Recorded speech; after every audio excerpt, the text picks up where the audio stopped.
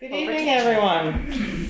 Welcome to the Newfane Selectboard meeting. It is Monday, April 3rd at 6 p.m. And we have Jeff Chevalier, Katie Johnson-Aplin, and myself, Angela Sanborn, here.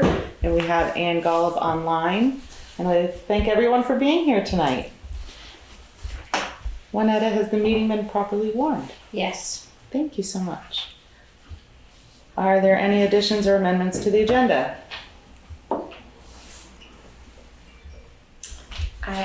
I don't have any cannabis updates, so we can strike that from the agenda. Okay.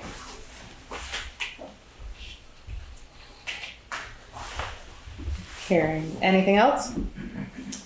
Okay, we'll go to the approval of the March 20th regular meeting minutes. Is there a motion? Make a motion. Thank you. Is there a second? A second. Any discussion?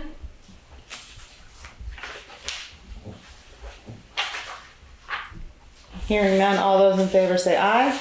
Aye. Opposed? Abstain? I'm going to abstain because I did not have a chance to go over the minutes. I looked at them quickly. There were a few things I had wanted to add, but I'm sorry. I'm down in New York with a new grandbaby. I did not have a chance to go over it again. So you're abstaining too? I wasn't here. It means it doesn't pass. It does not pass, so we can continue that to the next meeting? Yeah. Correct. Okay. Excellent. And Jay, we're ready for your road foreman and commissioners report. Okay. I sent over the letter of intent to participate in the grants and aid program. It just needs a signature. Do every year. This year it's 23,000 they're giving us, something like that. We started to partially grade some of the drier roads, and I don't know why my computer did drier, but you gotta love spell check. Dirt roads to smooth them up. It's so far the ones that they're not weeping water seem to be doing okay, as long as we don't get too much rain for a bit. There's nothing new on the Depot Road box culvert. It's still out to bid until the 12th. And then we'll probably see it a week or so after that. We have to open them, send them to the state, and then they'll send back their stuff, and then we can review it and word the bid, hopefully. I think they have 5 people that are considered plan holders that are able to bid at this point, and there may be some more before the bids are due. And I spoke with Ron Bell today about the sand salt shed. He's planning on coming over Thursday afternoon to talk about it. He's also bringing plans for the Eddy Road culvert, the one that washes that hill out every big storm. Great. And that's it. Okay, is there a motion to accept Jay's report? I make a motion. Would you like to I'll second. Thank you. Okay, discussion. So we'll start with number 1. We have the letter intent to participate in the fiscal year 24 municipal roads grant in aid program. And there's room for 1 signature. Do you want to make a motion for 1 signature? Do you want to read it? I make a motion for Angela to sign it on behalf of the board. Second? Second. Thank you. Any discussion? Hearing none, all those in favor say aye. Aye. Aye. Great. Number 2, any conversation on that they're starting to partially grade some of the drier dirt roads? I appreciate it. Is that a bit early this year? The mud season on the roads that it's come out of, really, it was an early one, and then kind of a little one in the middle, and then not real bad at the end. So yeah, it's good. If we just need some days where it doesn't rain like it did Saturday. You'll try to grade a road and then have it rain the next day like that. Yeah. Makes it Sure. difficult. Saturday was very strange. I went out early and it was 32 degrees and pouring out, but there was no ice, so Hmm. it was unusual. Well, thank you. Okay, any conversation on the Depot Road box culvert? Jim, do you want to just let us know officially about what happened last week with the box culvert? So we found a hole in the side of the road and took a flashlight and went down there, and there was a nice little cavern underneath the road. It went almost out to the yellow line and down to the pipe, which was, I would guess, 7 feet maybe. If we dug it out a little further, I think a couple people could have gotten down there pretty easily. So we cut the pavement back. Thank you to the town of Dover for their pavement cutter.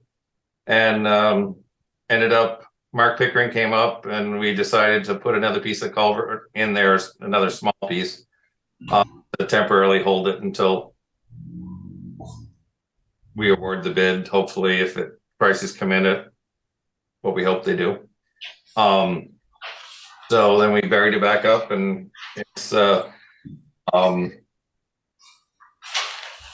we've had to smooth it out 4 or 5 times, but I kind of hate to spend the money on pavement if it's going to get dug up in a couple months. So we'll see yet when we award the bid if how long it'll be and so forth, and maybe paving it just to smooth it out a little bit. Okay, great. Just a question. Excuse me. Will we be able to recycle that new piece of culvert that was put in there temporarily? With any luck, yes. They're as long as they dig it out kind of carefully, it should be okay. Awesome. Yep. Anything else before we move on to number 4? Okay, any conversation on number 4 about Ron Bell and the sand and salt shed and the plans for the Eddy Road culvert?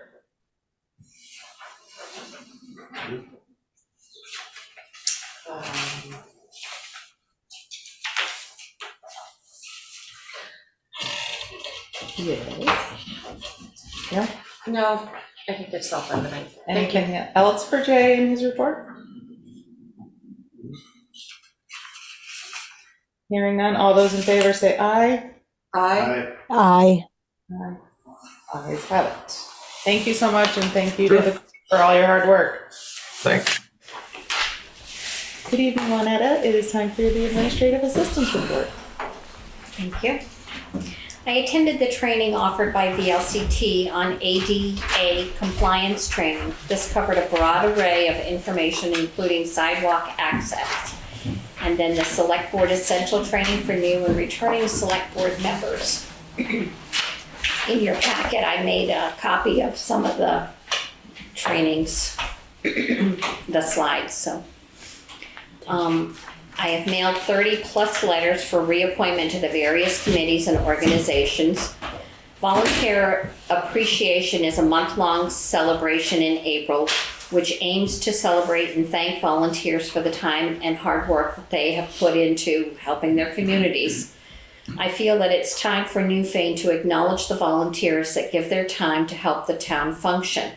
I would like to make a recommendation to the Select Board for a Newfane Appreciation Day to celebrate our volunteers and residents the week of April 17th through the 21st.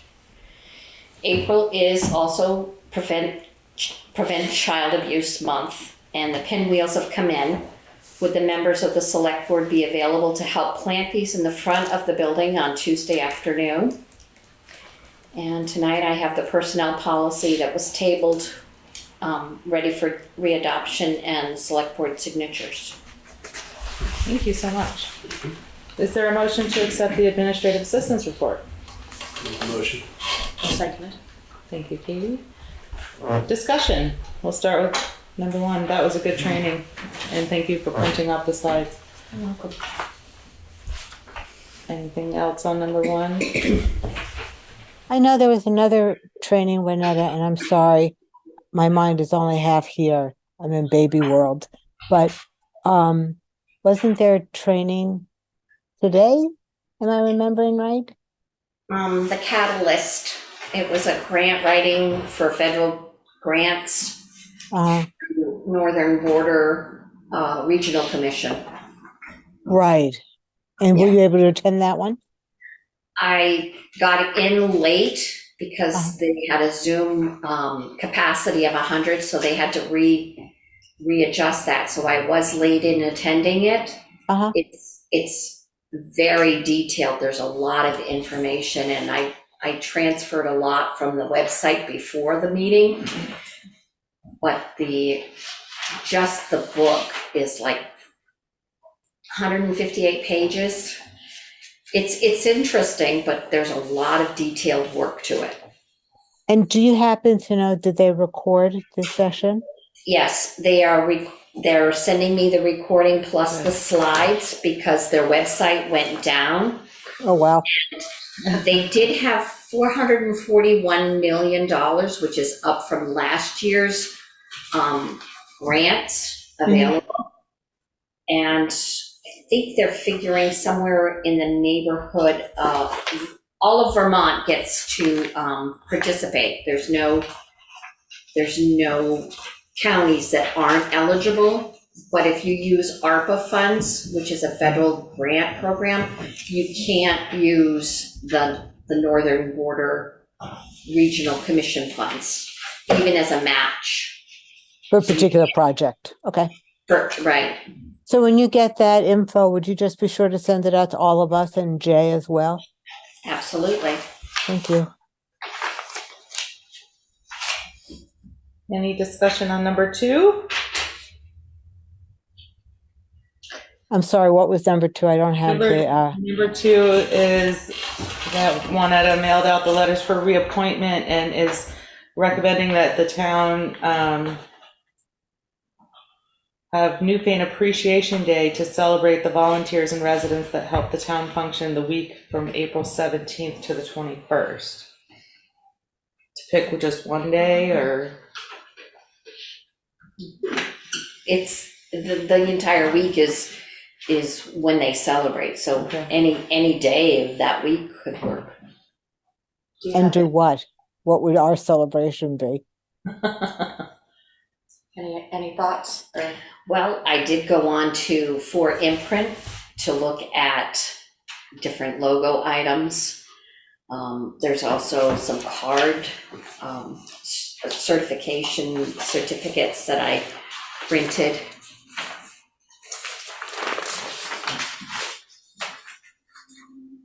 And then I thought perhaps a banner between the pillars out front, thanking the volunteers. Those are good ideas. Yes, Anne?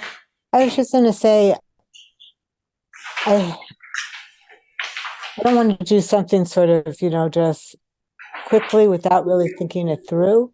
And I just wonder if we should hold this, if we're going to have some sort of town celebration, if this is something to roll into a town celebration. So it's more, I don't know, more festive, more public, more something. Just as an idea.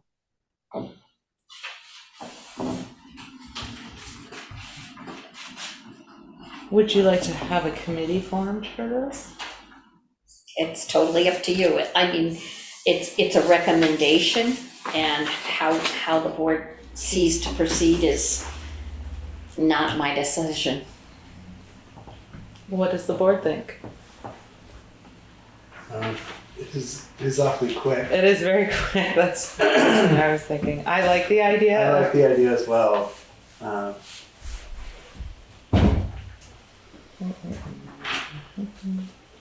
Would it be okay to go ahead and proceed with putting a banner between the pillars thanking the volunteers as an acknowledgement? I think that would be I fine. think that would be great. And what about if I were to make up some certificates of appreciation for the committees, Planning Commission, DRB? As a whole or individually? Individually, Mhm. thanking them. Sure. Sure. Okay. Do we need to have a motion or anything, or did you find a banner yet? No, not yet. Okay. The one I looked at was at Staples, and it was like $107 for a 5x10 with grommets, so you could hang them between the pillars out front. You can check signsandbanners.com as well. I've used them a lot. They have very fast turnaround and very competitive pricing. Signsandbanners.com. Yep. Okay, thank you. And is anyone available tomorrow afternoon to help plant pinwheels in the front? I won't be in town. What time is afternoon? What time can you make it? I have my intern till 3. I could come by after 3. And I wouldn't be here till 5:30-ish. And I could do that time as well. Could do after 5 and come by. Either way. Okay. I can do after 3. I don't pick up my child until 4:30 from the bus. And then, or I could do later, so it doesn't matter to me. What works for you, Anetta? When you get here. Okay. So So 5:30ish? that sounds Sure. perfect. All right, let's do 5:30. 5:30 for planting pinwheels. And the personnel policy. We need to put that off. I have not yet heard back from VLCT with their review of our policy for any updates to the law. So table till April 17th meeting. Okay, anything further for the administrative assistance report? Hearing none, all those in favor say aye. Aye. Aye. Aye. Ayes have it. Thank you so much. We really appreciate your I'm hard- sorry, there's one other item. Oh. The appointment for the WRC. Oh, that's, yeah, because that's over here. Yes. Have you heard from Max at all? Max? No. Max Vanderbilt. Kate, I see that you're on, or Nolan from the Planning Commission. Am I correct that Max would like to, has volunteered for that seat? Hi there, it's Kate. Yeah, I think Max is interested. He said he is interested in up for it. We'll make sure he follows up with you. Okay, well, Winetta, why don't you reach out to Max? Do you have his email address? He was a gentleman who spoke to the select board a year ago when we first started our ARPA discussions. Yep. If you could reach out to him and ask him if he would, if everyone agrees, accept an appointment to the WRC for Newfane. Okay. Do we have to make a motion to approve him? Do we want to do that now or wait till we hear if he wants? It would probably make more sense to wait and hear it from him rather than a confirmation from somebody else. I agree. Okay.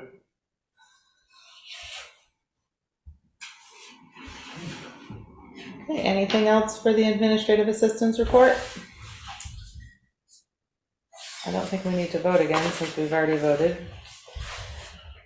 Moving along, the committee report, we have traffic calming. Any updates? Updates, I will be sending out new agendas and information in the coming days.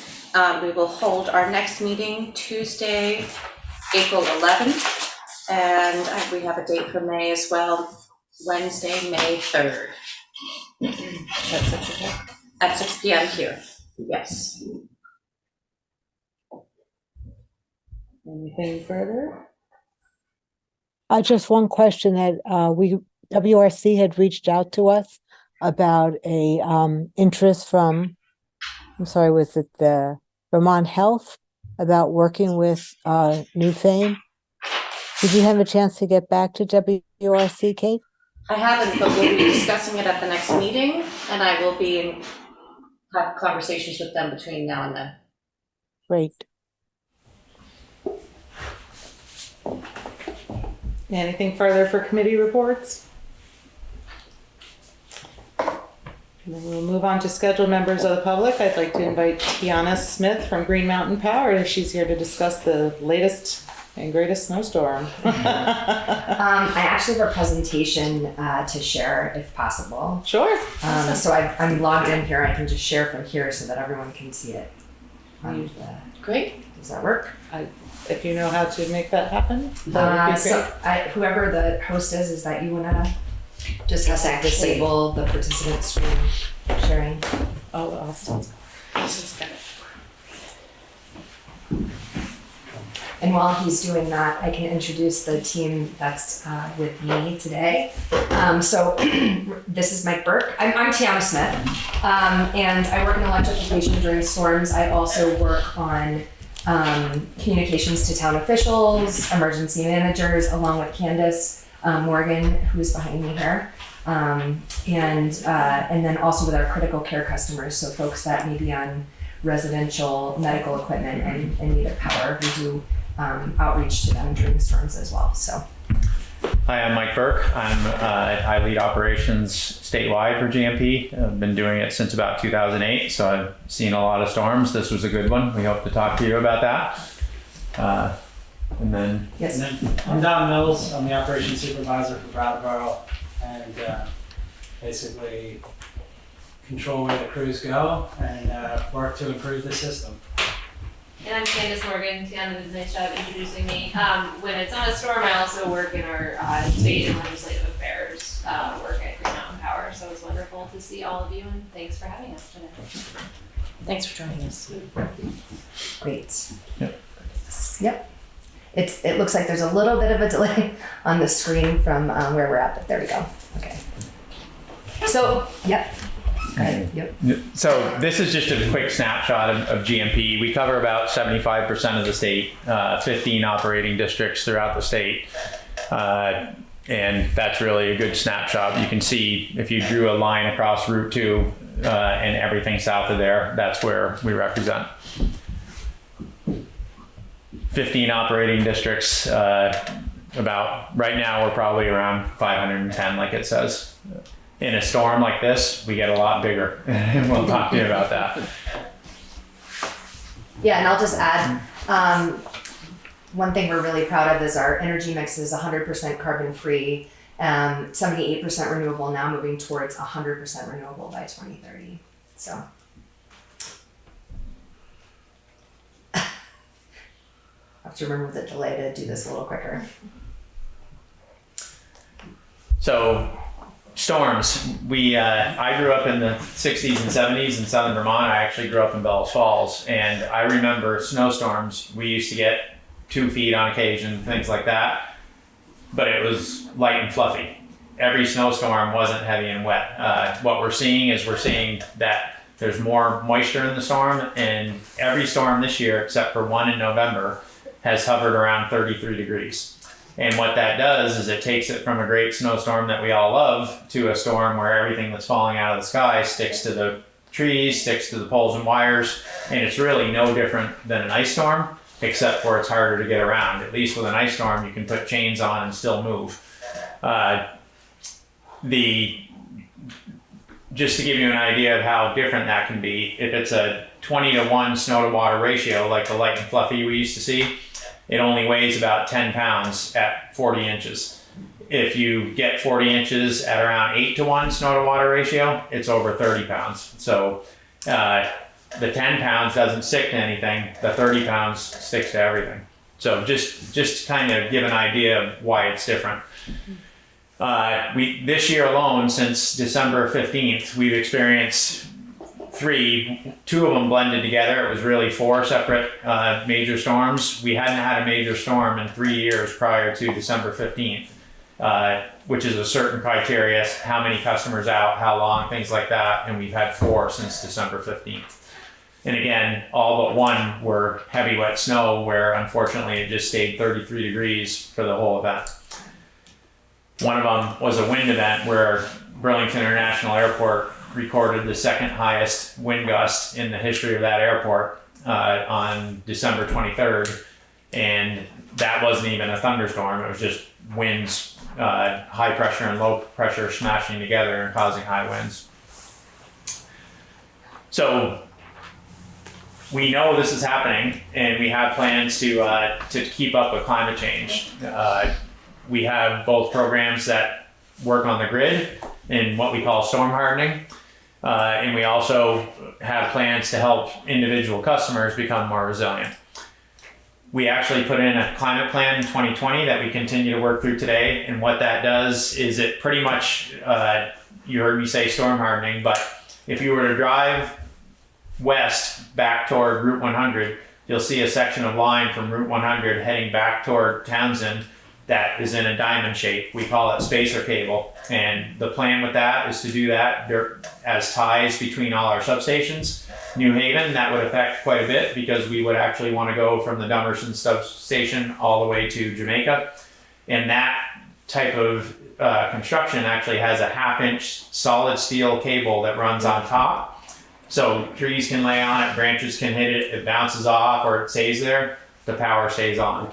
Obviously if there's a 4-foot diameter, 200-foot pine tree that happens to have it, it could do something to the poles, but it's much more rare compared to what's out there today. So the plan is to keep the main lines on between subs, and then from there we start to work on the lines, the more rural lines that go out to residential areas, things like that. The plan for that is to actually start going underground.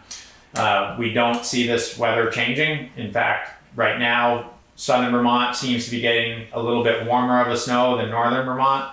We expect that trend to just continue and we'll be facing this statewide. And on occasion, we already face that anyway, even in the north. So the plan is to storm harden between substations with the steel cable on the top of the wires, and wherever we can go underground on the rural areas, go underground, and where not, also run that type of storm harden even out into the rural areas. That's how we plan on getting the grid stronger. And then in terms of homes, we do offer a couple programs. One of them is our Powerwall program, where you can actually lease Powerwalls from us and at a reduced rate from what they actually would cost if you just went out and bought it on your own. And the reason for that is not only can you use those in your home for individual resilience, but on summer peak days, things like that, we discharge them to reduce the peak, which leads to less power supply costs for all of our customers. And then microgrids are where we actually, if the grid gets hit by a tree in one location, we can actually disconnect the grid from where the trouble is and feed that microgrid area with storage as well. In some areas, we're pairing that storage with batteries. We actually do have a planned microgrid going in Brattleboro that will be probably the second or third to come into service. So this is somewhat new. We got the first one up and running. I think we were the first utility in the country to do this in Panton, Vermont, and we plan to look at vulnerable areas and do more and more of these as we get better and better at deploying them. We talked about storm hardening. So the diamond, the bottom right-hand corner, that's the spacer cable we were talking about. That's the big lines that can carry a lot of power between substations. Again, where it'll affect Newfane, we hope to go right through the center of town here with it, all the way back to the Dummerston substation, and then also head back toward Townsend, all the way back to Jamaica to connect in with what we've already built there. And the plan there is, again, that keeps the main lines on, allows us to feed from either sub, and then from there we can start going out and working on the laterals into the rural areas. The underground in the upper right, the new type of underground we're using, which is more cost effective, the cable comes in a reel with the conduit already on it. So we're not, the old days was gluing 10-foot sticks of conduit together for thousands of feet and then coming in and pulling the wire. This stuff, you can actually open the trench, lay it in, terminate it, and energize it and remove the overhead. So a lot more cost effective, and we're trying to use more and more. We do have plans for a fair amount of projects for that just in this area. And then the self-heat, since it's all up there, I'm gonna explain it to you. I'm going back, there you go. The second from the right, that's just a protection device where we've actually started installing those, where we can look at two substations, can look at each other, and if one goes out, those devices can see if there was an issue beyond a certain protective device, and if there isn't, it'll automatically close in within 5 seconds and restore power to certain sections of town, isolate where the problem is, but get as many as we can back on within 5 seconds. So these are the types of things we're looking at. And then the bottom, you can see how the increase in severe weather has started to tick up. I think we've all seen just the weather that's happened in the past week in other parts of the country. And even the storm, which we'll get to, it wasn't just Vermont that was hit. We happened to get more snow than most of New England, but all of New England was facing kind of the same issue we were, and expand that into New York. We actually saw total precipitation amounts where if you melted the snow, some areas in Vermont near the Mass border, and we think in this area, we just didn't have any gauges to measure it, that had almost 5 inches of melted equivalent. If you think if that was a rainstorm in the summer, what that does to us, right? So this was pretty unique. This is the longer range storage that I was talking about. I think this is actually Panton, where it's more grid size batteries, and it actually re-energizes a part of the grid to pick up their village. And that's the type, we're looking at that in Rochester, we're looking at that in Brattleboro, and we hope to put that more and more in place as we continue to work out the whole system. The power walls, the Tesla you see, those are 2 power walls that go into your home. And, depending on how you manage, we've heard of customers going, in some of the worst storms we ever had, I think it went 6 or 7 days, and customers have ridden through the whole storm, running their furnace, their fridge, things like that. Maybe not your electric hot tub, you want to use it correctly, but again, you can, we have plenty of examples of customers riding out long storm events with just the battery. So these are some of the projects in this area. Again, Route 30, Jamaica, all the way to Dummerston, right through Newfane, right through Townsend, pick up parts of Brookline. We also have that same spacer cable that you saw on the bottom right, going from Route 30 all the way up into Wardsboro. And then West Hill, I know this isn't Newfane, but a line that's incredibly rural that leaves from just below the Townsend Dam and goes all the way out to Dover. Through a national forest. And, we're looking at undergrounding as much of that as we can. The reason we can do that is it's not a mainline tie between substations, so we can use a smaller conductor like you saw in the underground conduits there. And the goal is just to not even deal with trees if we can, just go underground and be done with it. We also have resiliency zones, so you can see they're listed in Brattleboro and Grafton. Also part of our larger climate plan, and this is where we've looked at certain communities that both from a social vulnerability index as well as the number of outages that they have, that we've identified sort of the top 15 towns that we have different strategies that we're putting out in all of those towns. So for Grafton, it's individual home batteries inside customer homes, where we're going and installing those batteries. In Brattleboro, at Tri-Park, it's going to be a mixture of a large battery energy storage along with solar. And so each resiliency zone will have a slightly different strategy, taking a look at it. Some of it may be microgrids, some of it may be the individual batteries, but right now we have 5 in place with the plan to roll out 3 to 5 a year of those resiliency zones.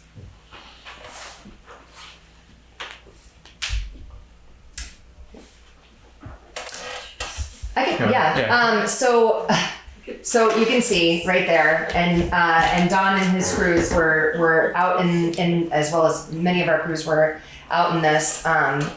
One thing that I know I've heard is some of the tasks that they were doing that, before would take 15 minutes were taking 2 hours. They were out in snowshoes. You can see how deep that snow is.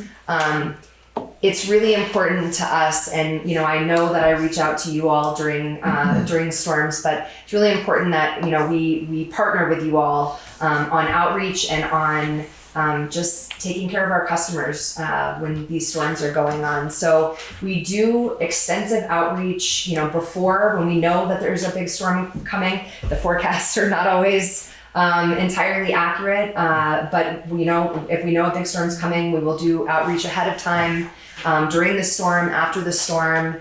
And a big part of my job and Candace's job is talking to folks in towns, leaders in towns. She talks to legislators so that we can give you ideas, especially during a massive storm like the one we just had that Mike will talk a little bit about here in a second. so that we can let you know what to expect. When, the entire town might expect to get power restored. And I just want to say it's really helpful having that outreach, talking to emergency managers. Another big aspect of what we do, and I mentioned it earlier, was reaching out to folks that are on our critical care list. So people that are in medically fragile situations, they may be on equipment at home, life-saving equipment at home. We keep track of those folks and we proactively reach out to them before, during, and even after the storm to make sure that they have a plan in place, they know what to expect. We're even sometimes arranging emergency services for them if it's, if it looks like the outage is going to last long and they don't have a plan in place. So really appreciate the partnership with you all to get that done on behalf of your citizens. Yeah, and I think that's important when Tiana says that, it's literally the local emergency planners that we call and say, hey, this customer is in trouble, can we get some help to them? The calls we're making, a lot of people think the critical care list is let's get that customer back on first, but the way the grid works, you've got to start at the transmission, then go to the substation, then go to the main line, then, so, if they're 10 miles out from the sub, that's just not even an option. We've got to get everything else on first. So we give information to those customers so they can help make the best decision for themselves on how to keep themselves safe. So we also have the communication that comes back from you all. So Jay and I spoke quite a bit over the storm. He's letting me know where there's down trees and down wires, and it's sort of that conduit of information back to GMP as well, so that we can let Don and his teams know, where the incidents are occurring. So, okay.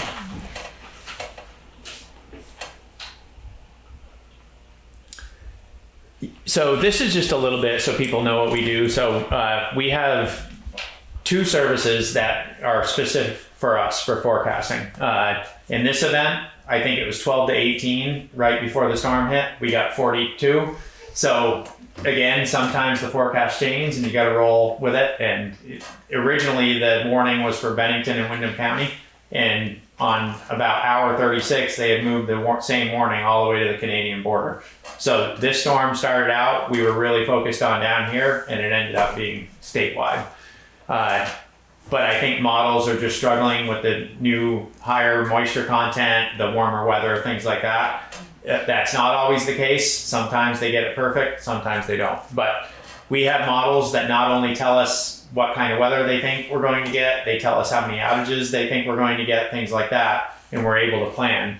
We had just about doubled our workforce before this first snowflake flew, and by the end, we had almost 3,000 separate events we had to respond to, which was well more than the original prediction. I think the original prediction was around 500, so doubling the workforce would have been fine.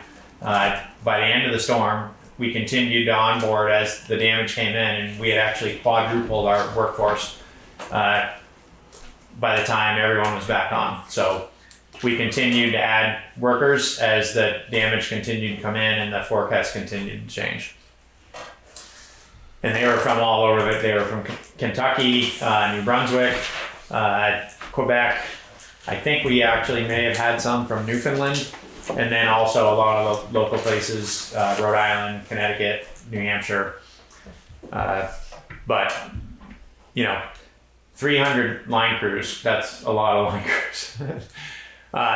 Trimmers, we doubled our workforce there, and then everybody at GMP has a secondary role.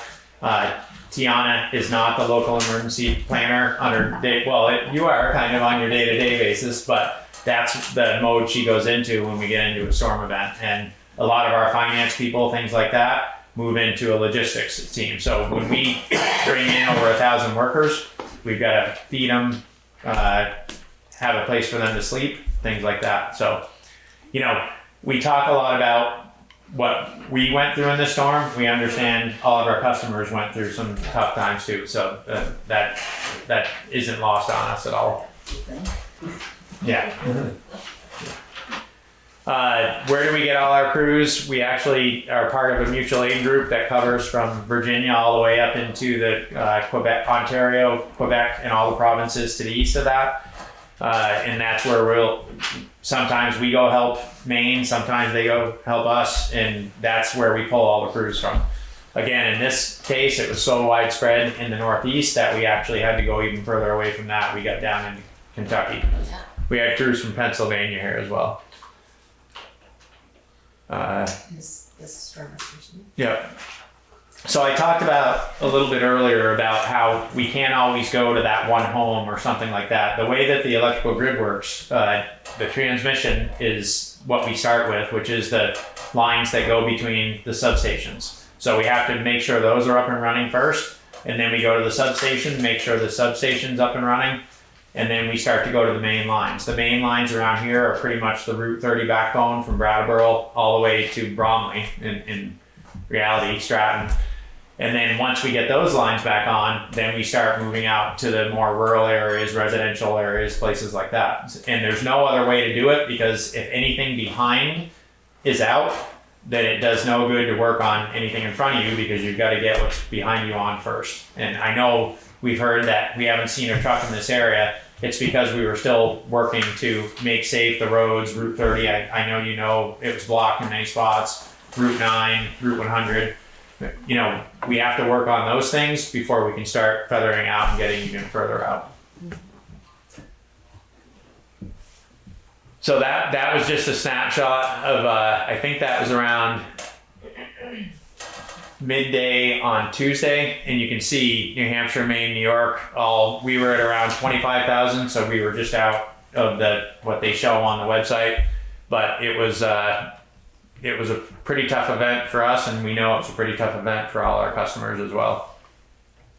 And it covered, you know, everything from New York up and into parts of even Canada.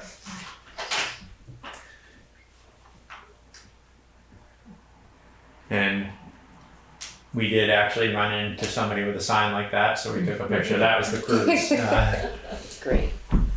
I can't read it. What does it say? It says thank you. Thank you, DMP. Well, we also thank you. I mean, I thought you guys did a remarkable job, and you always do. I mean, we were without our real generator. We can't complain too much. But our son had to come up from Massachusetts, and we had to go down. He did with a four-wheeler, because we had a tree crossed our road. And what they all had funny, I kept saying to him, would you go home? Just go home. Go home. There's no snow in Massachusetts. Go home. Yeah, we, you know, when the snow didn't stop, at first it was supposed to stop late afternoon Tuesday down here, and it was supposed to continue till Wednesday morning in northern Vermont. Well, Don can attest, because he was calling us and telling us it's still snowing like an inch an hour on midday Wednesday. So it just didn't stop, and unfortunately, what that does is it just continues to create damage, right? So every time we get a road back open, we'd start to drive to go start restoration, and we get another call, whether it was from the fire department or a road crew or from Don calling the crews, you got to go back, Route 9's blocked again, or you got to go back, Route 30's blocked again. And unfortunately, we had tripled the crews in Brattleboro, and even with that amount of crews, we really, for almost the first 2 days, were just working on that. To make sure that vehicles could get through, main roads were open, things like that. And then finally, you could see the restoration curve. As soon as it stopped snowing, you could see that we really started to get lights back on.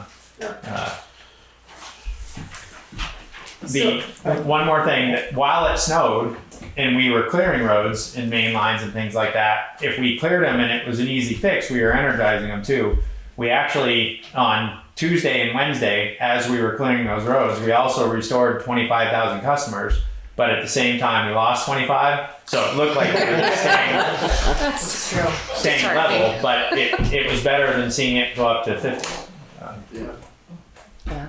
So we're happy to answer any questions that you all have. I just kind of want to, I guess, close things up by saying we appreciate the time.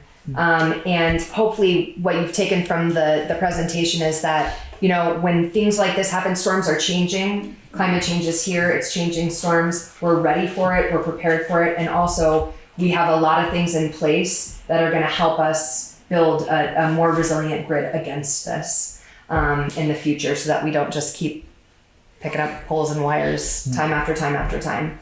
And so yes, just appreciate the time and happy to answer any questions that you have. Chris? I'm Chris White. I live on Rock River Terrace off Wildwood Acres. And I have two observations that may or may not be correct. One is that while you had a lot of line crews, you didn't have enough tree crews. The problem for me, I was without power for 5 days, no generator. It was absolutely miserable.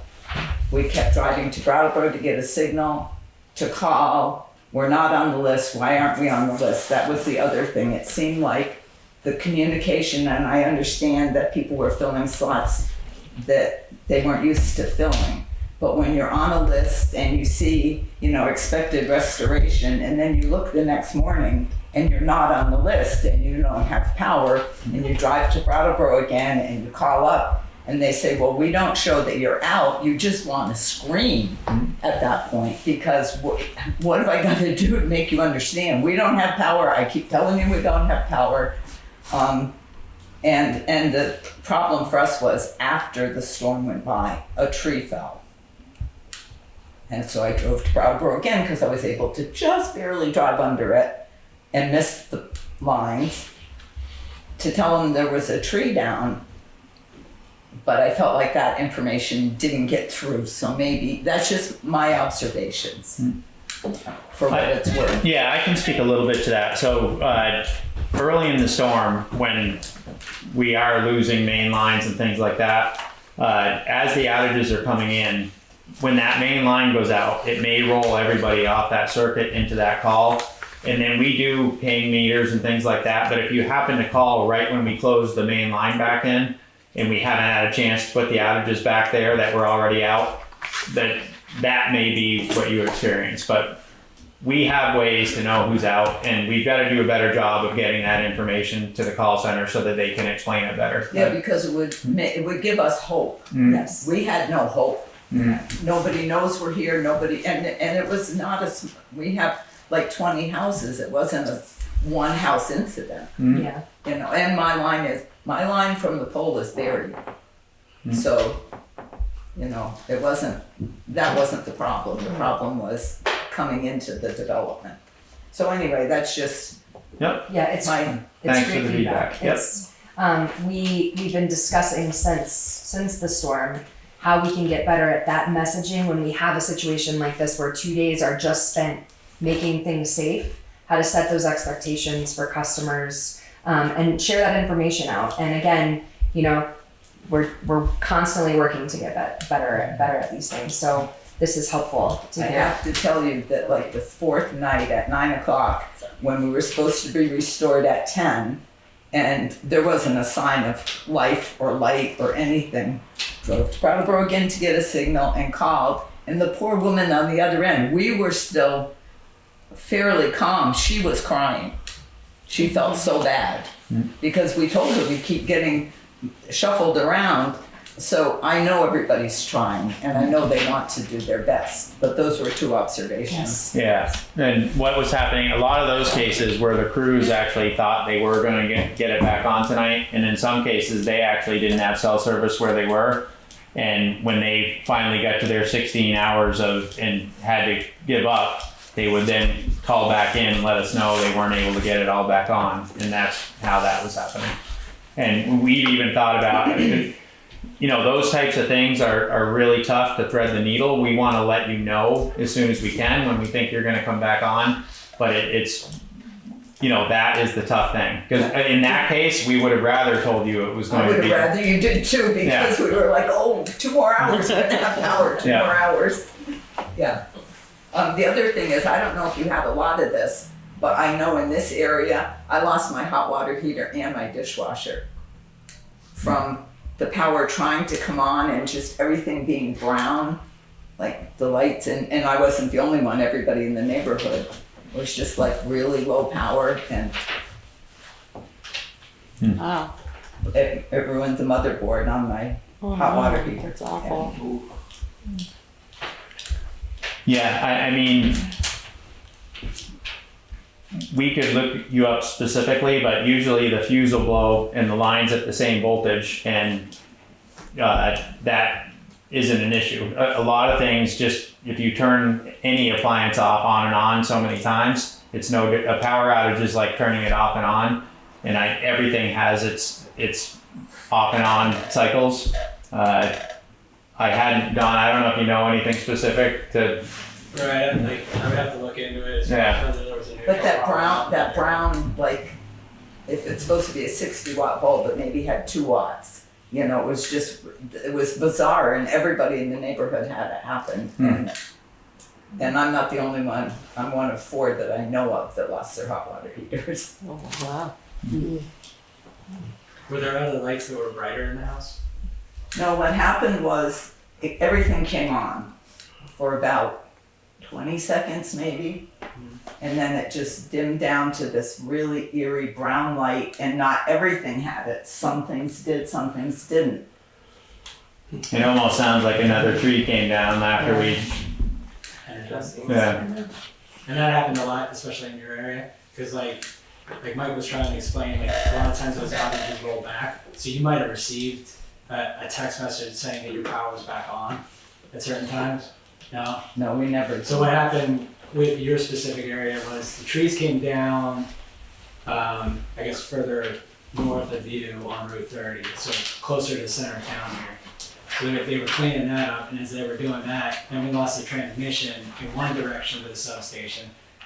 So we could feed it in a different direction. So the lights came back on for a period of time because we were feeding it in a different direction.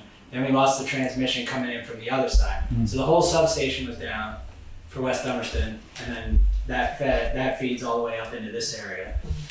So then probably the restoration times started to look a little better because we were about ready to put the substation back on, but then we didn't realize that other stuff had fallen down in between the substation and getting to your houses.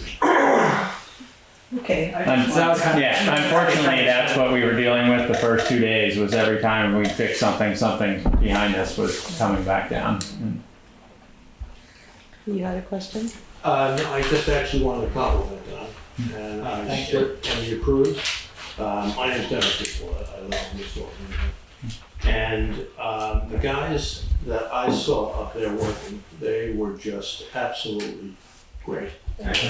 They really did such a good job. I watched them come up, and if somebody needed to get in or out, which for the first 2 days we couldn't because they couldn't plow because we put trees down, but after that, I mean, I drive a school bus in the afternoon and in the morning, so I'm coming down the road to go out to do my afternoon run, and they're across the road, and I stopped there, waited about 10 minutes, and I didn't have any more time, so I just walked up to the crew and said, should I call them and tell them they're gonna have to cancel my run, or you guys be able to help me out here?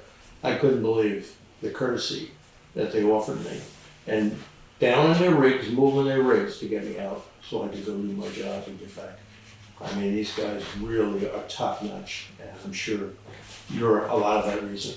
Yeah, it's great to hear. I mean, that's one of the things that I bring up during the onboarding when we're bringing like out-of-state crews or crews in from Canada, that they're representatives for the company, and you know, if they're polite and courteous to the customers, that helps us and that helps the customers as well. You know, like just helping you out to get out, or you know, going that extra mile, taking that extra step to make sure everything's safe. Especially what they should have. When they got there. Any other questions? Katie? I have a question about your line burying plans. Are you going to start with main lines, or are you going to do some of the more remote lines to make them a little bit easier to deal with? Our plan, the main lines, we're going to use that diamond type construction, the overhead, and that's the goal, to go main line from Dummerston to Townsend. Yep. And then it is the more rural areas, the ones where there's even more forested areas that we see get a lot of damage all the time. We don't get the damage on Route 30 that we do get up at 2,000 feet with. Right. So yes, we're going to try first focus on the burying the lines in the rural areas out in, you know, that's more of a residential type area than we are the main lines. So awesome. Yeah, I'm one of those. Okay. rural folks. Yeah, as am I. Yeah,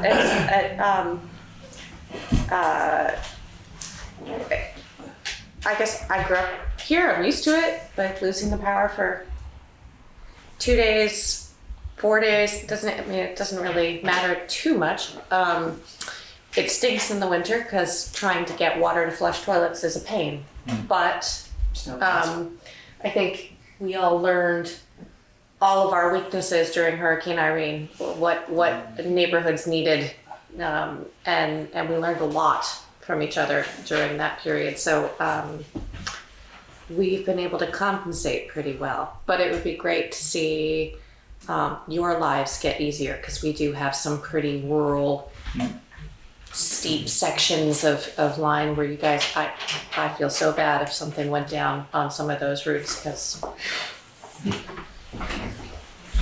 Yeah, and that's why we're starting in the most rural areas that we have been experienced the weather that we have. Again, we used to get one heavy wet snowstorm a year, and the other 8 or 10 were light and fluffy. Yeah. This year in this area, we actually haven't had a light and fluffy snowstorm down here that I'm aware of, Don. Again, everything's been hovering around 32, 33 degrees, and that is just not a good temperature anymore for Right. snow. Right. We need 25 degrees. So times are, we have been planning this. We know that climate is changing. It seems that it's changing even quicker now, and we want to move even faster to keep up with it. So. Well, Marion, forward to you coming to my home, maybe. That would be great.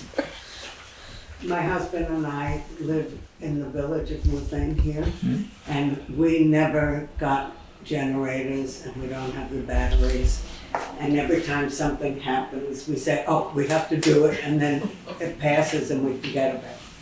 So this year, of course, we were out of power for 3.5 days, and so we started researching again and talking to many people who were at the same level as us, that they'd never done anything like get a generator or batteries. But now it's become clear that because of climate change, we need to do something eventually. And the problem is that when my husband researches things and I talk to people, nobody's really quite sure of which way to go. Do we go with a generator, or do we go with the new Tesla battery panels that have been out for the last few years? And it would be great if we could have like some kind of a community education evening or daytime, just to guide us in which way to go. And the thing that for example, my husband was very much for going with the batteries recently as he learned more about them. But my daughter lives in New York City, and that's where I come from. And I'm sure you know about this, that in the last several years where they now have bicycles on so many of the streets, have taken away the parking and they have it on the sidewalks. The big problem with these new electric bikes are there have been so many fires that have started from these batteries in the bikes. And it's become a very serious issue. So in thinking about this, for example, my husband said the other day, well, he'd be interested in the battery panels, but on the other hand, what if they blow up and start a fire in the basement? And so we're not educated. We're not educated well enough to move forward with the times, as you're saying. We also so appreciated all the work you did.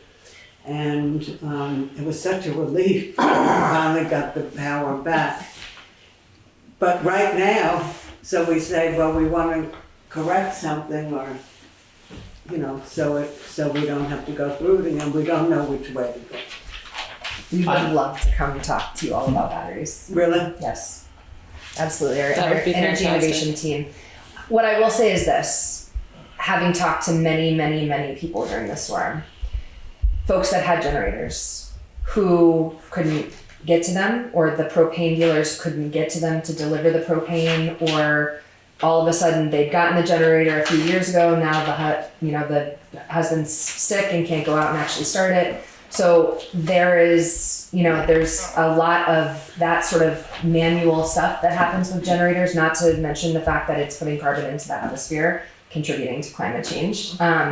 With the batteries, they're seamless. So it switches over, and depending on the amount of load that you have, it can take you for an extended period of time with an outage. You pair it with something like solar, it can go even longer, and the sun shines during the day, charges the batteries back up, can go for even longer. And so there is a lot of information out about fires and batteries. We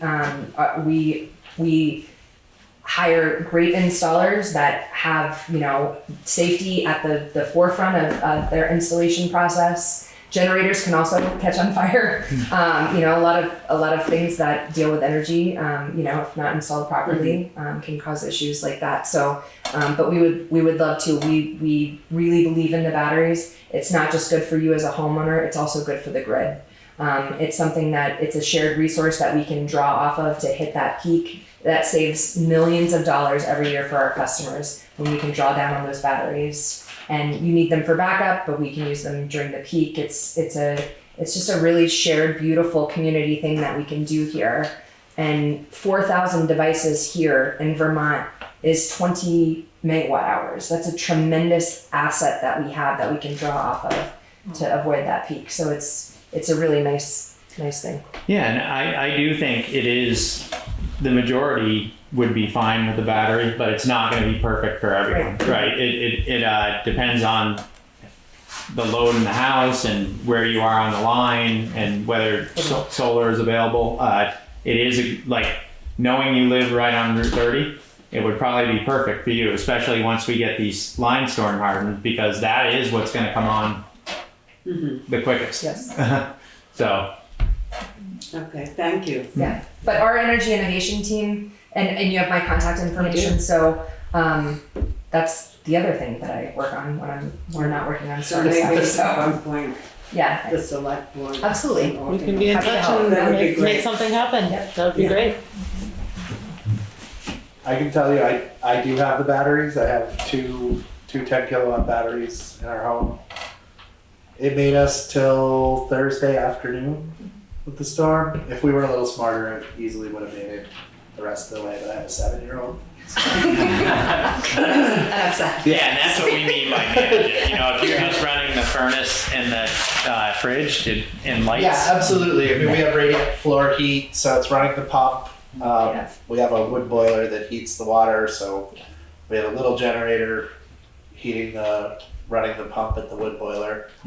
And yeah, our house was warm. It was great. Like I said, if I remembered to shut that hot water heater off a little earlier, we definitely would have made it a lot longer. But for the fire, I know there are bikes catching fire everywhere. You have to remember also, those are not Tesla batteries. No, I know. There are a lot of, $300, 48 amp hour bike batteries out there from China that it doesn't take much for an electrode to connect wrong and cause a serious problem. Yeah. Lithium polymer batteries are no joke. Definitely go with a good installer. I also put fireproof sheetrock around where our Tesla Powerwall is, just in case, because it does sit in the basement near our bedrooms. But I trust it. The installers were great. They did an excellent job. Now I just have to figure out how to get my solar to charge it when the sun's out, because it's not talking right now. But we'll figure that out. Yeah. That's what I learned this storm. Even though the panels were clear, the batteries did not charge. Are there any other questions or comments? Anyone online? Well, thank you very much for being here, and thank you for all of your hard work. I know I grew up, my father was a lineman for Central Vermont Public Service, so I tremendously appreciate everything that you do after all these storms and watching him have to do that stuff, so. You're incredible. Thank you. Yeah, thank you very much.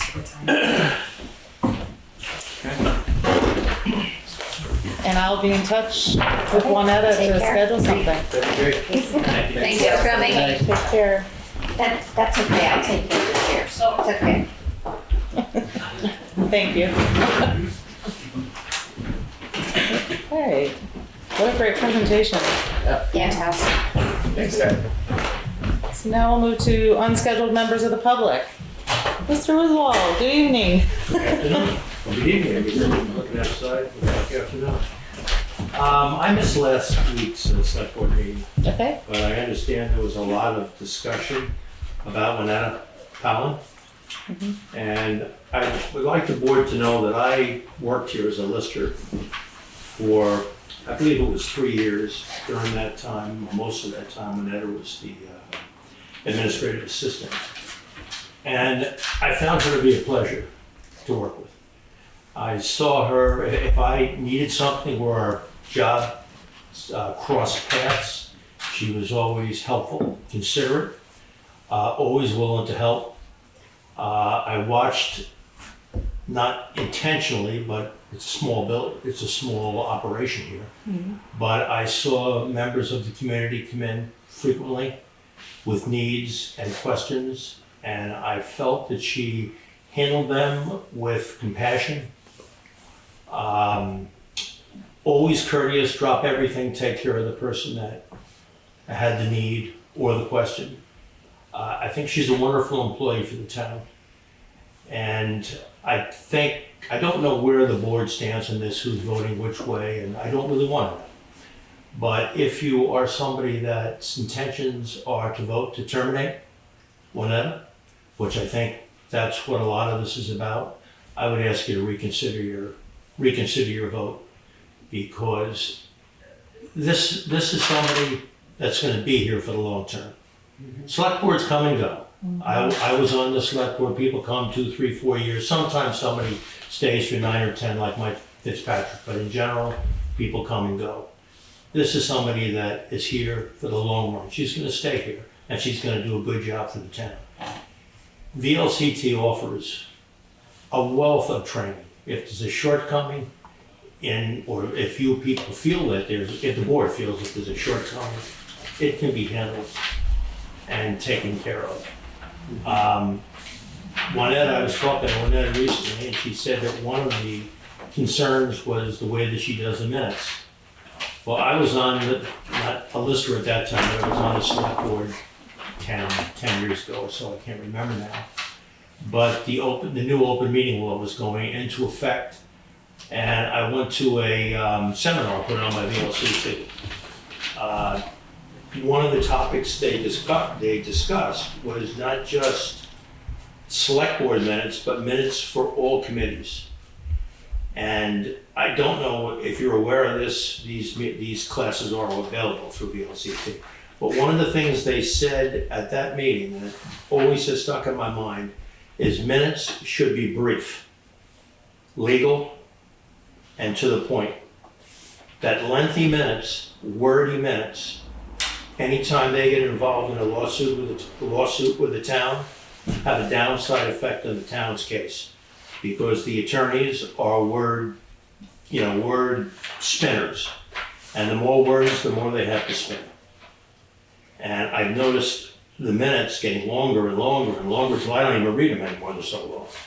And I just wanna point that out. You don't have to have long, lengthy minutes at the end of a select board meeting, a planning commission meeting, or any other meeting. The other thing I just want to state, what this poor person has been going through over the past several months. I work for a big company. I'm retired from a large company. I understand building cases to terminate an employee. The executives in the corporation interact with the employee. They build the case, they build the file.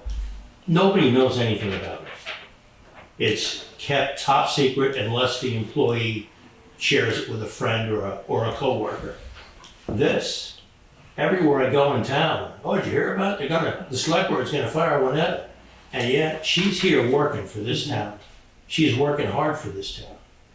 Under that type of pressure, I just find it cruel and harassing to put somebody through that. And that's all I have to say. Thank you. And I agree with that, and I have to tell you that you guys are looking pretty bad for the town people in the way you're handling this whole thing too. I haven't heard one good thing said about the select board, but I have heard 100 things good said about Juanetta. So you guys should think about how you're handling that. Because when you go to get revoted in, you may not get revoted in, because they don't want you. But they do want her. Thank you. Anyone else like to speak? What did you say? I said, would anyone else like to speak? Oh, Would anybody else like to speak? I spoke a lot. Yeah. as did I. But I totally agree with everything you're saying, and I appreciate that you brought it up again because of the fact that no matter how well you're doing with the other things on the agenda, I can't stop thinking about Juanetta sitting here doing her work with the threat of her being fired at any moment. That's what's happening. And I think it's horrible. You would not want to be in that position, and you shouldn't make anybody else be in that position. Nobody should be told that they're going to be terminated, and then, as Carol Hessebach said last on the 20th, and then say, go back to your desk and continue working. It's insane. Absolutely insane, and you're right, it's cruel, and it's horrible. Absolutely horrible. And you're also right, Mary. Everybody that I've spoken to raves about how Juanetta is. And nobody is perfect. Nobody. None of us. We all have our weaknesses, our faults. We sometimes don't get along. But the important thing is that we are in the town of Newfane, Vermont. That we're all here because we love living in a small state. We love having neighbors that we can all get along with. Even if you don't see that person all the time, you know very well that if, God forbid, somebody needs something, your community is there for you. And that's not happening in this building right now, and it hasn't been for a ridiculous long period of time. She should either have been told to leave or told that she's a very valuable person. But to say, we're considering you leaving, we're considering your termination, but get back to work. And this person goes back to work.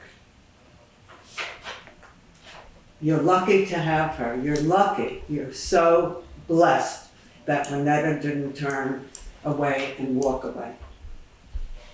And yet, she has no security. None. Zero.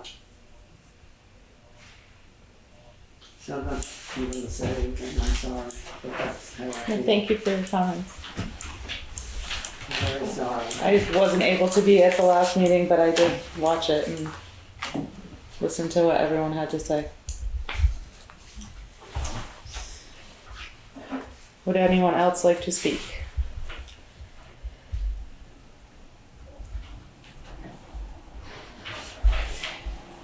Okay, we're going to move to old business. We have this on for later in the meeting. Katie, is there any cannabis update? We struck that. Sorry.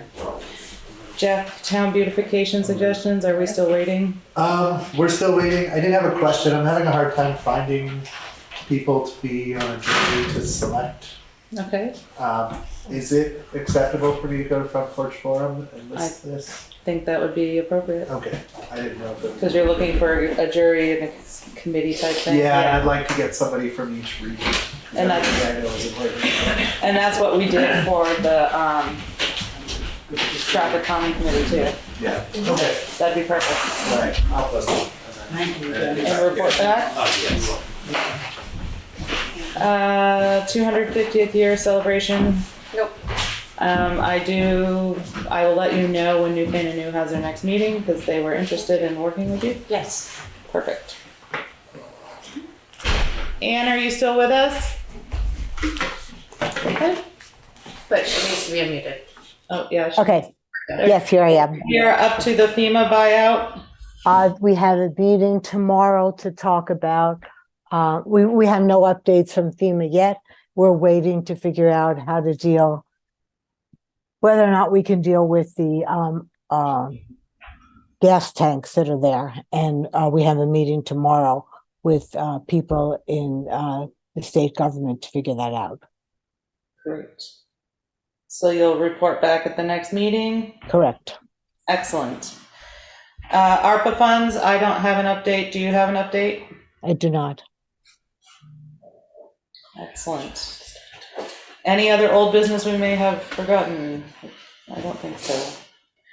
We will move on to new business, and a lot of it's follow-up from town meeting. The first is combining 1 and 3 because it's both social appropriation articles. Should they be grouped together?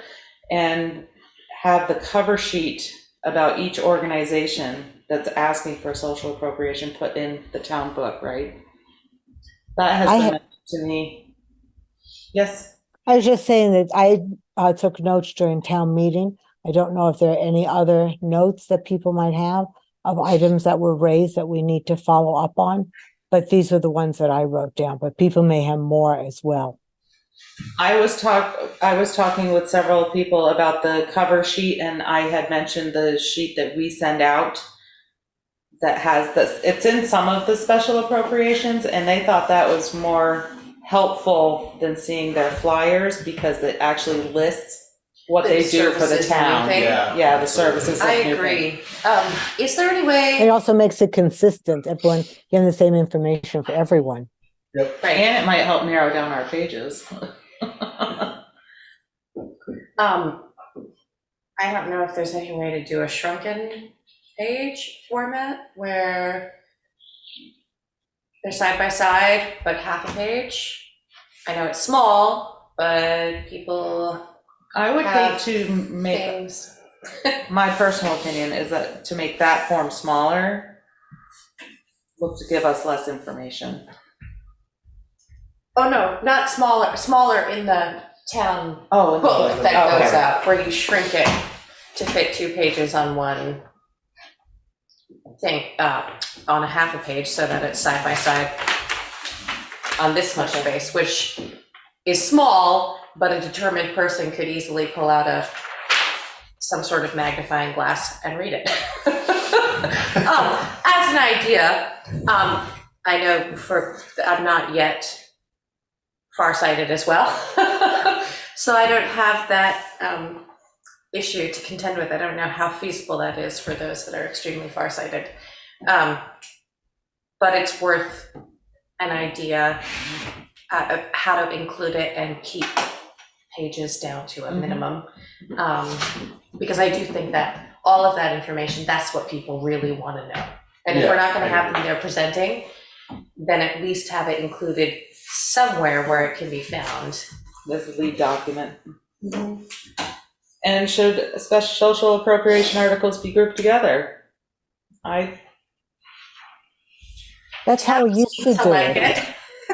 That's how it used to be. Right, it used to be that way before COVID, and it changed when there was no town meeting. Right.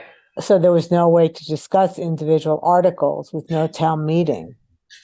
I believe in town meeting, though, we were able to talk about each individual article. Right. I would be in favor of grouping it together. And then if anyone wants to bring out an individual one, you always can. Yeah.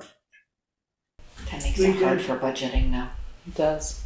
And when there's a change, that was what we found. When there was a change, it means somebody's got to take out their calculator, and it changes the whole dollar amount that you've already presented as an article for your gross. Right. Mm-hmm. But it would, anyway, you slice it at that point, except that instead of a neat round 43,000 whatever dollars, like it was this year, it would be, instead of $750, we'd like it to be $837. Like, whatever that is, it then has to be figured up anyway, so I don't. Marion had a question. No, Or I was statement. just saying that I agree with you. We did go through each article. Yeah. Even when it was COVID and we had the town meeting. What do you mean? But you know, we can keep talking about this. We have a little time. It doesn't have to be agreed upon this evening. Because yes, we do have time. Little. We can settle it during budget season if it needs to be waited until then, when we're I doing wonder if- social appropriations. I wonder if sending out a flyer or, you know, an You want opinion. to get like a what is it, a doodle poll or whatever to see how the town feels about it Oh, yeah. and what the town would like to see, because that's important, because it's their money. It's true. Yeah, I think, Mason, Yes. I think that we have a town meeting day once a year. And the people who have come to this town and asked for support in their organizations, I think it's a very valuable thing for them and for the town to give them a few minutes rather than bunching everything together. Because it's the only time the whole year that these people who are running organizations can have the opportunity to speak to the people of the town. And so if you're bunching it all together, that doesn't happen. Yeah. Well, It got bunched together on us though this year. Well, That was voted, we got to the second one and they were like, we vote to merge them all together, and then it was done. I would just like to point out that it took about an hour and a half to figure out whether we wanted to save 45 minutes or so going through every single one. we could have been done with them. We could have easily gone through them all and been done That's right. long before that discussion Absolutely. happened. So Yeah. I think it's a respectful thing I to agree. do for the people Yeah. who have come and asked for support. And then, so we can be respectful to them by having them share what their values and purposes with their organizations. And then the townspeople who are sitting there listening to this also can have the opportunity. It's just once a year.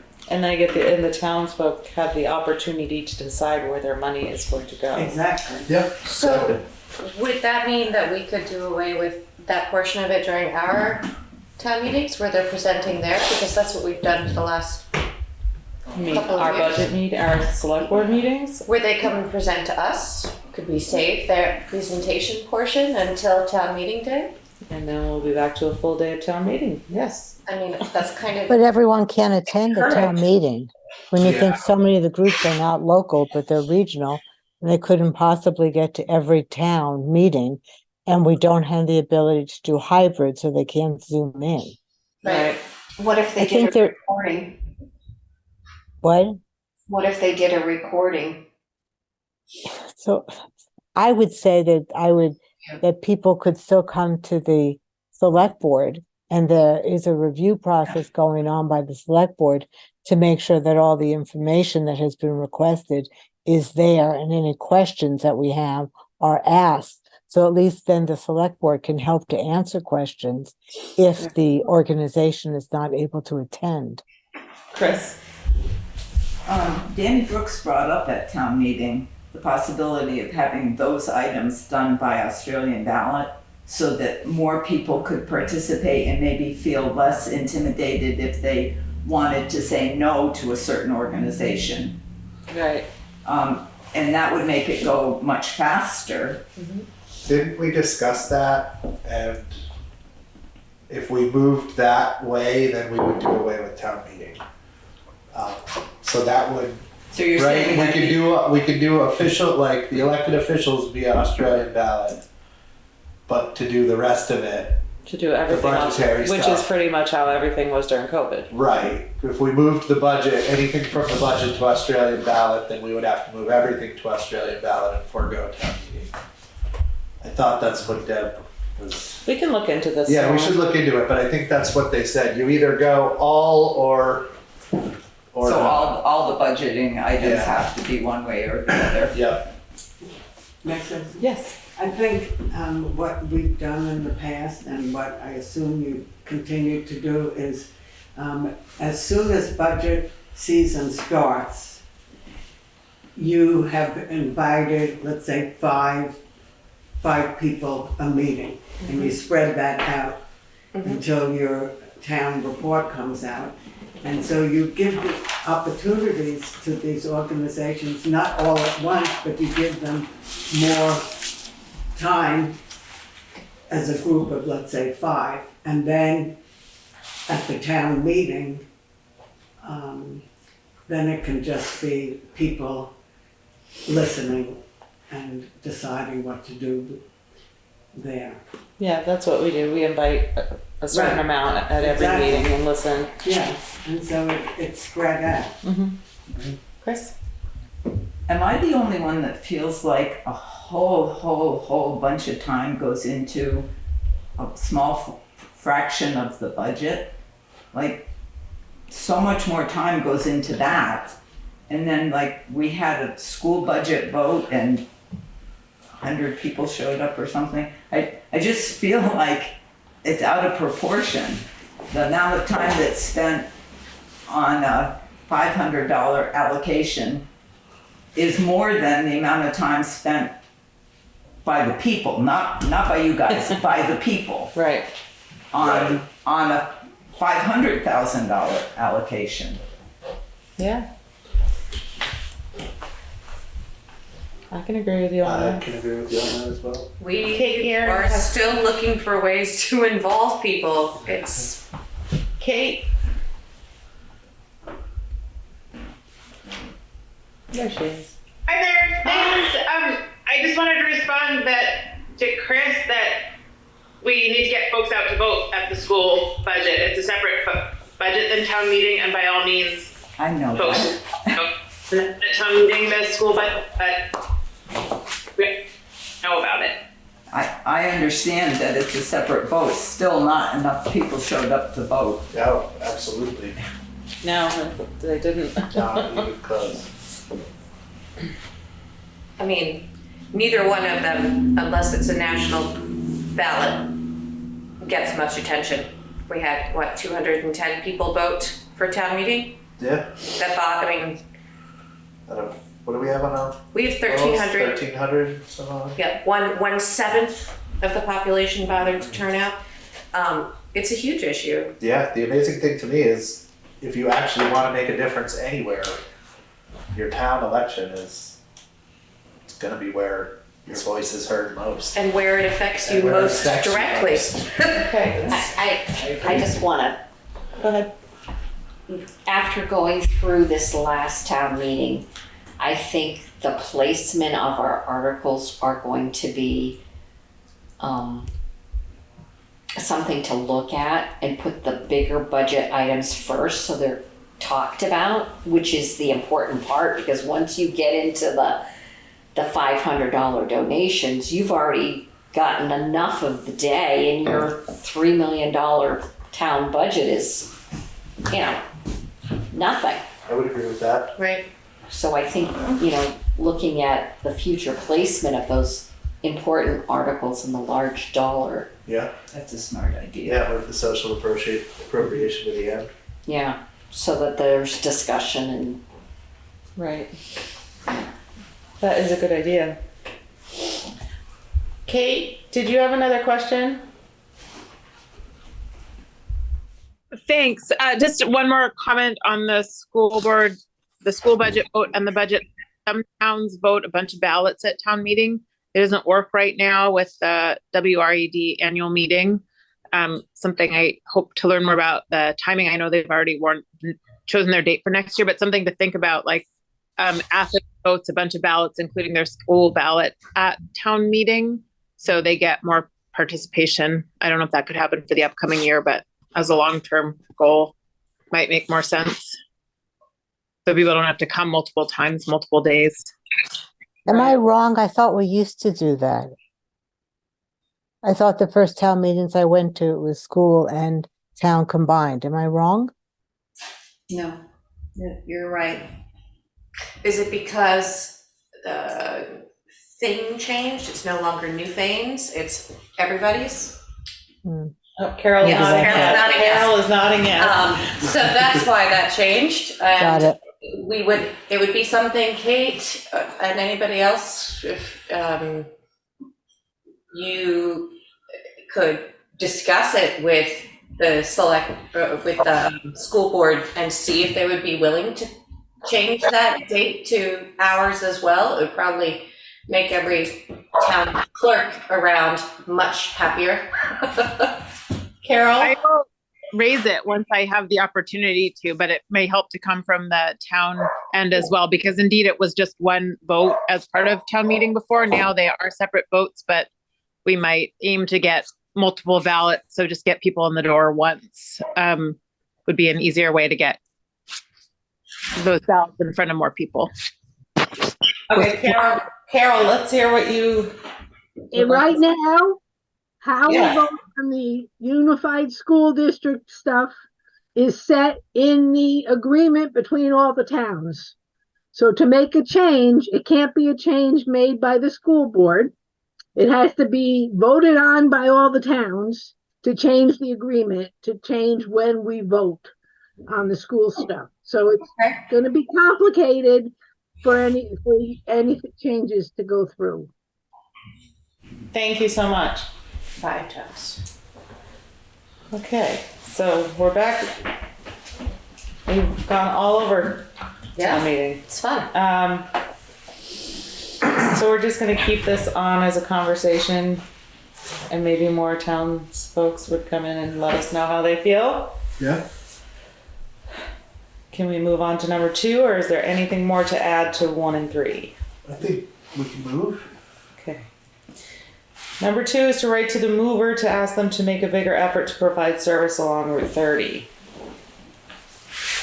Yes. Yes, please.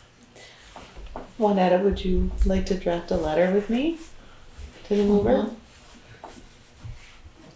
We will do that. I do know during their presentation they said that they had applied for a grant to come up this way and they did not get it. Yeah. And they were going to work on looking at another grant, but we haven't heard anything, so. Maybe we should write a letter. If they are talking to the state and trying to get money from a grant, maybe we should ask all of our neighboring towns too to write letters that they can then send to the state on our behalf to help them say, hey, look, you've missed us. Come join us. Like, please, please. So are we just skipping right into the Moover and going right to the state? I think both. Well, I think if we drafted the letter to the Moover to give them the materials to bring to the state. And then CC And all of our CC local all the legislators. People. Okay. It might be worth it. Right, it would be very nice to have the Moover at least run the Route 30 corridor. Yeah, I don't ever expect to have convenience where I live, but I think No, the they're not folks who coming to live your here, house. the mail doesn't even come to my house. So we will work on that and get that started. Anything else on the Moover? No. Number 4, the debris on the corner of Route 30 from the home that recently burned. There was conversation at town meeting from several people about debris and it being so close to the brook and the stream and what is being done. Right. So. Is Carol still there? Carol is. I don't know if Carol would have any notification from the estate as far as that being settled so that something next can happen, who the property goes to, when cleanup can happen.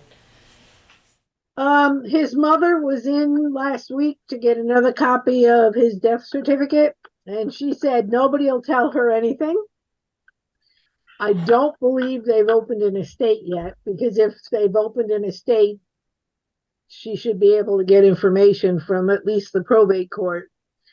He's got an estranged wife who probably doesn't see any point in opening an estate because it's only going to cost them money, not give them anything.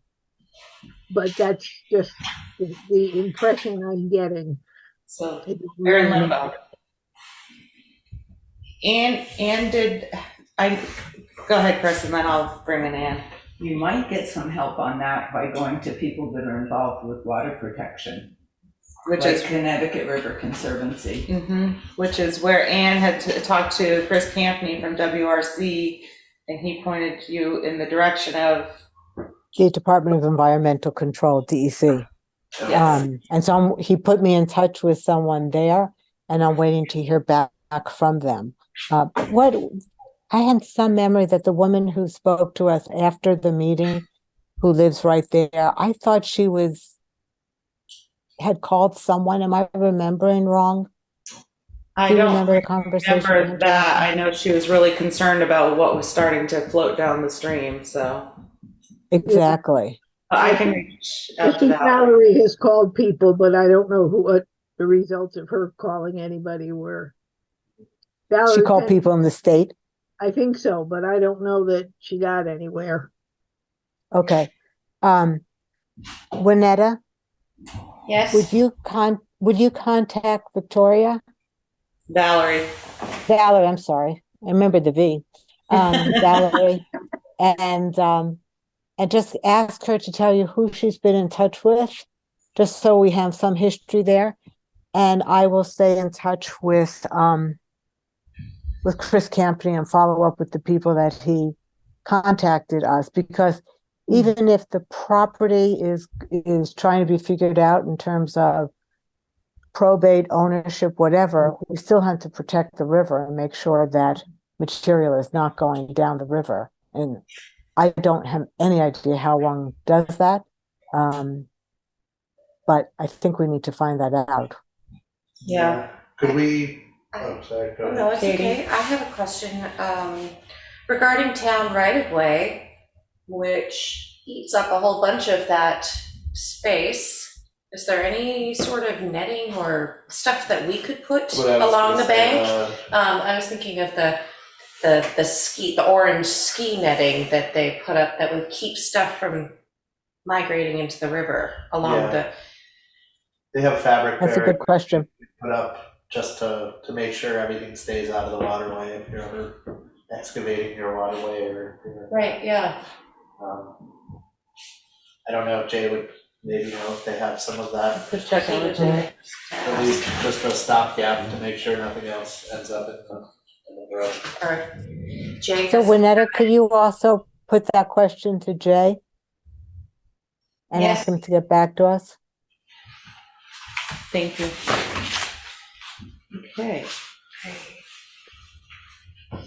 Yeah. I think those are pretty much all of the action steps we can do at this point. But getting The other started. question is, we have a nuisance law, I can't remember, under our zoning, we have some sort of ruling that requires people that, and again, I'm sorry, I don't remember the exact wording, but it's something about not allowing your property to become a nuisance. And so if we have an issue, can we in some way require the family to do something? That would be the other avenue to look at, from what I've been told. Maybe we can look further into that too. Anything further? Number 5 is the opioid settlement action. We have to make a decision on whether or not we want to join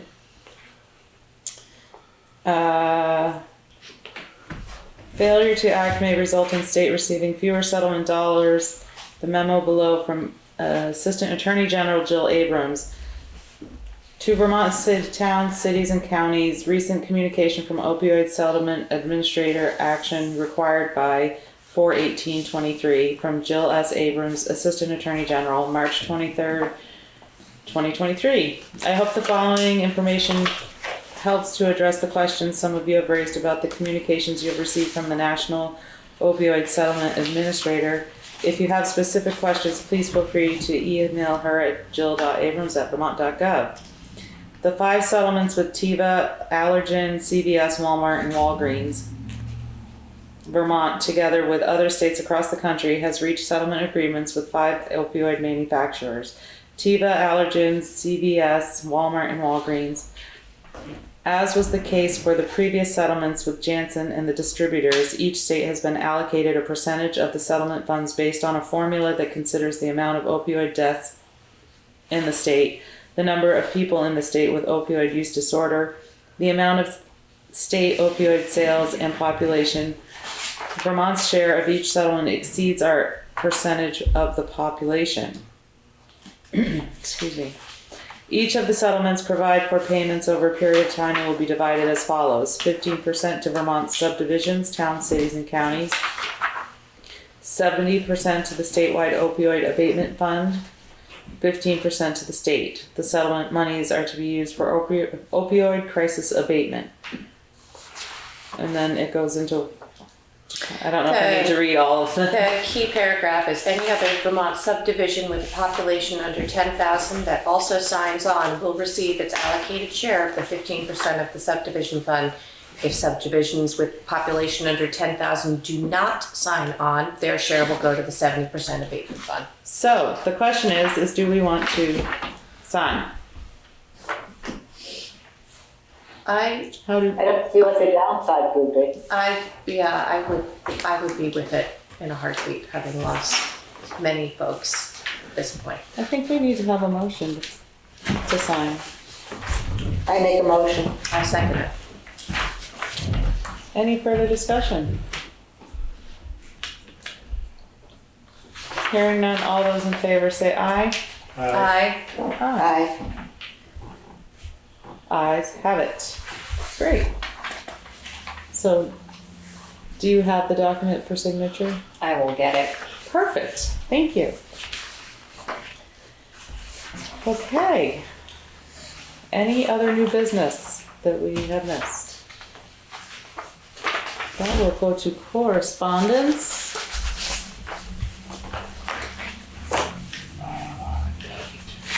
And this is from, is it Scotty Tabachnik. Wednesday, March 22nd, 2023. Appreciation for the Select Board. Hello, Juanetta. Sarah Webb let me know that the Select Board set aside some funds for the Newbrook PTO, and I wanted to thank the members for thinking of our students and families. Those folks have gone through a lot over the past few years, and it's so nice to know that they are being supported by their local leaders. Please pass my personal appreciation on to your colleagues and let them know that we will use their funds to enrich the lives of the children and families that we serve. Thank you, Juanetta. Scotty Tabachnik, Principal, Newbrook Elementary School. And we have a letter from Nancy Reese.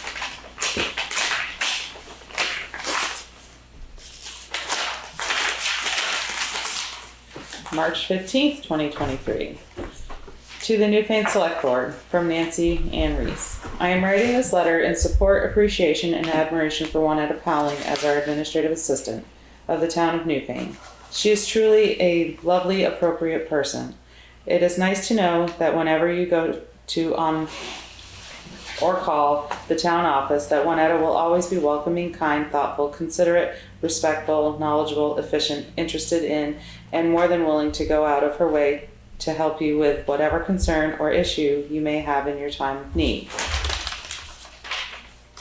I am sure that the residents of our town would like to feel assured that their town office consists of extraordinarily selfless people who work together cohesively, respect each other equally, are not entrenched only in their individual thoughts, opinions, ideas, or agendas, but entirely open to acquiring as much information and diversity of all the above mentioned in order to hopefully come to the best solutions for the community and all of its residents. There are multiple times in people's lives when we need to take time to step back, stand firm, preferably in front of a mirror, and ask yourself, what am I doing and why? Am I proud of and at peace with what I've said, done, how I've behaved, and what I haven't said and done when I should have? Do I like what I see? This would be especially important when you're in a position of setting an example and affecting a community and other people's lives. Juanetta Powling is an asset to our town office and affects our community and its residents in a very positive way. Thank you for your letter, Nancy. And attached to that, we didn't have on the agenda her previous letter that you had emailed us about awaiting her response to the property. Right. That's what I thought this was. 2. Can we add that to this part? I can go get it. So we all received an email from Nancy. Yes. Discussing that she was awaiting our response. I can brief. And at our February 6th meeting, it was a recommendation that the select board resend out the letter that we had previously sent. That unfortunately there was nothing that the town could do. She had to keep working with the state. And I would like to ask the board if we could just ask Juanetta to resend it out to her so that she has an answer to her questions. I think that's okay. I feel like maybe a newer draft. A newer draft. And with or a paragraph answering her most recent letters needs to be included as well. Because she doesn't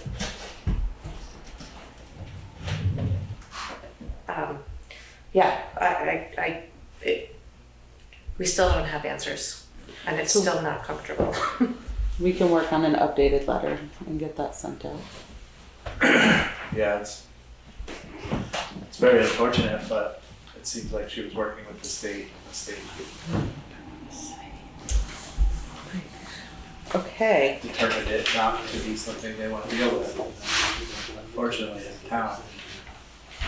And that was also from Jay as well, so from that February meeting. Right.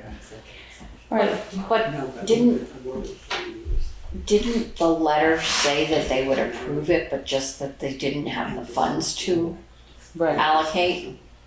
Right. Okay. So we can work on that together. You and I? Yes. The state had said that they had recommended it, but the feds turned it down, is what I remember. Right. Right. So then they were there wasn't anything they could do. Okay. Are there grants available, or is there something that like we can help steer her? Because she can't look up stuff on the internet, correct? Right. She's not plugged in. So I know it's not really our place, but can we suggest she look for grants? If there's, I don't even know if it's available, but maybe if money's a concern, I just feel bad. I do too. Yeah, I do as well. It's possible there are grants to assist, Homeowners, but it's challenging. Grants tend to not want to improve the value of your home. Well, we can mention it in the letter. Yeah. I don't know. Yes, Chris. Can I ask a question? Sure. If she's not plugged in, as you say, she doesn't use the internet, might as well ask her to find the unicorn in fairy dust as to ask her to find grants and write one. So we have a library that's all plugged in and a lovely assistant who might be able to help her if she's willing to do that. But I believe the librarian has offered. she has, Bethany has. I believe so. I believe I'm right. It's just.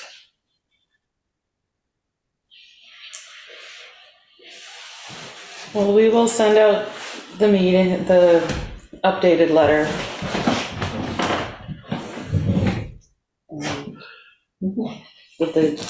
With all the information.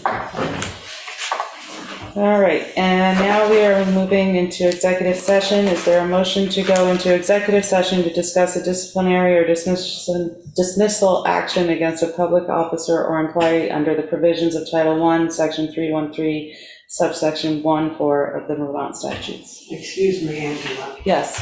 may I speak about the reason why and the words that we used here before you vote to get into the executive session? Okay. I'm confused, but yes, of course. Okay, so I'm actually happy that these select board meetings are videoed. I mean, I know when I was on the select board, it was really good so that you could go back and review something if you didn't remember or, so I'm very happy that this is on. So I have a comment about how the words were chosen to describe why you're going into executive session. I don't know who wrote them, but the last time that I remember that it was brought into my observation was when you had an executive session about an employee, a personnel problem, and then it was printed in the minutes of that meeting that because I didn't watch that meeting. So I wanted to see what happened, and it said that the result of the executive session was that we are going to move forward. Those were the words. So I didn't know, you mean move forward to go towards firing that person or move forward and changing your mind about it? So I didn't know that. But now, 2 weeks ago, on March 20th, there was a very important select board meeting where people came and spoke very passionately about what's going on with the select board versus Winetta, and about how positive people feel about Winetta and how upset people feel with how the select board is dealing with it. So I looked up the agenda before I came here to make sure that, because I wanted to see if you're having an executive session, what the result might be. So after that meeting, which you were all part of, other than Angela, but you did see it afterwards, how is it that you describe that you're going to executive session to discuss a disciplinary or dismissal action against a public officer or employee? I'm assuming you're still talking about Winetta. So after all that was said and done, and what's happened here tonight on your regular select board meeting, each of you, at one point or another, and Ann included, have just automatically, when something's come up or needed to be done, your response is, oh, Winetta, could you take care of that? Right? Winetta, could you make a note? Winetta, can we meet together and make a plan for the, the honoring of volunteers? Ann just said 2 times, if you review the video, you will hear Ann 2 times in the last few minutes say, Winetta, could you take care of that? Are you aware of this, that you are using and needing Winetta so much that you are asking her, if we went through this video tonight, you will see how many times all of you, except I don't know if Mike's on the phone. He's not. Have turned to Winetta when you need something. So is there a better way of stating why you're going to an executive session rather than to discuss disciplinary? I mean, we're not in kindergarten here, that we're going to punish her. You're going to decide on a disciplinary action or a total dismissal. This was the language that we received from VLCT.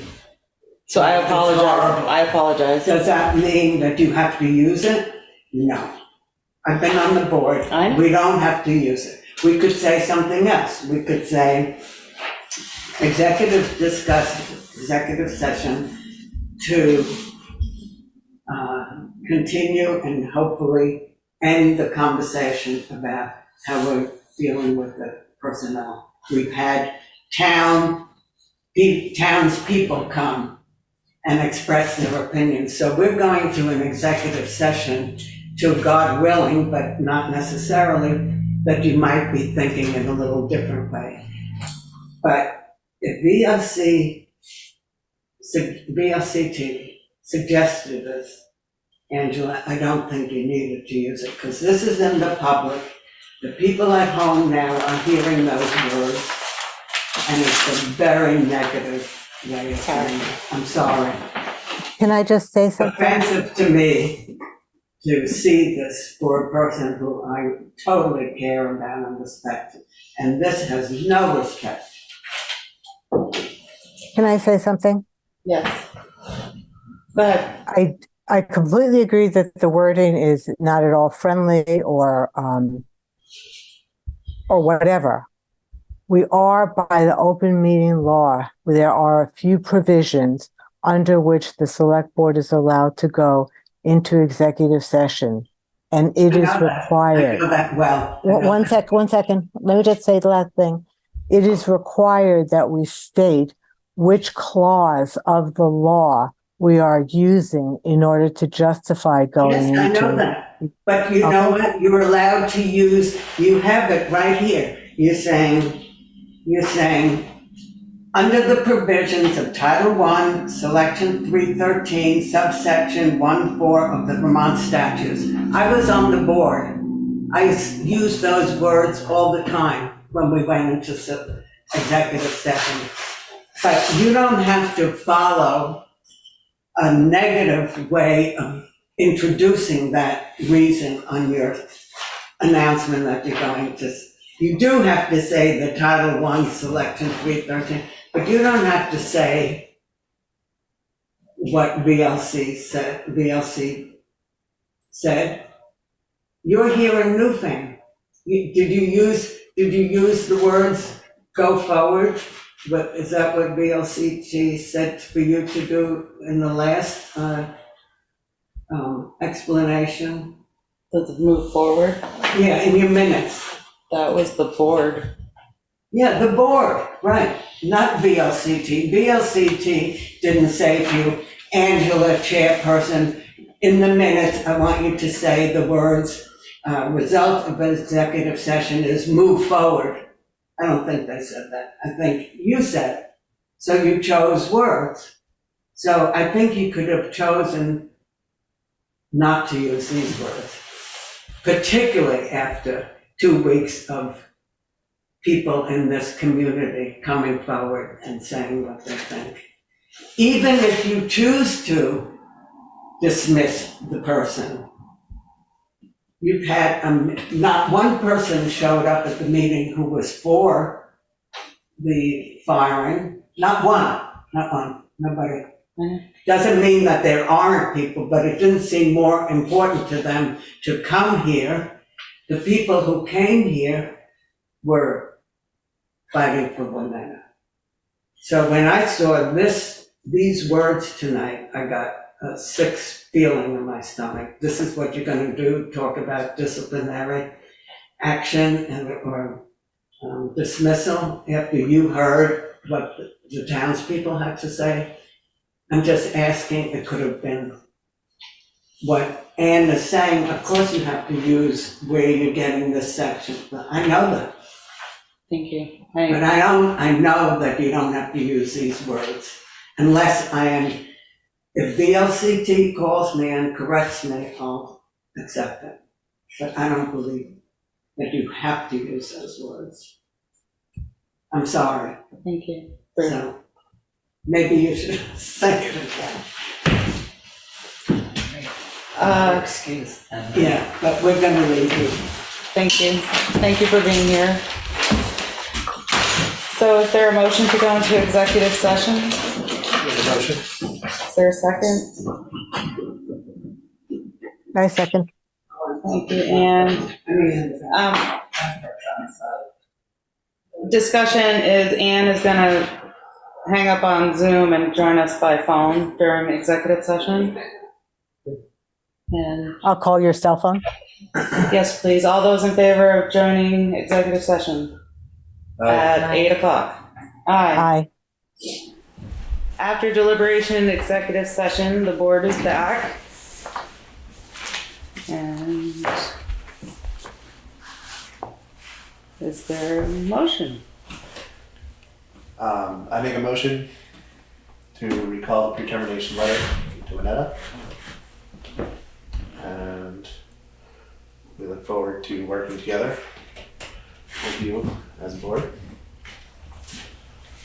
Is there a second to the motion? The second that. Any discussion? I look forward to working with you more. It is a pleasure. Any further discussion? Hearing none, all those in favor say aye. Aye. Aye. Aye. Ayes have it. And with that, that's the end of our select board meeting. Thank you everyone for coming and stay safe.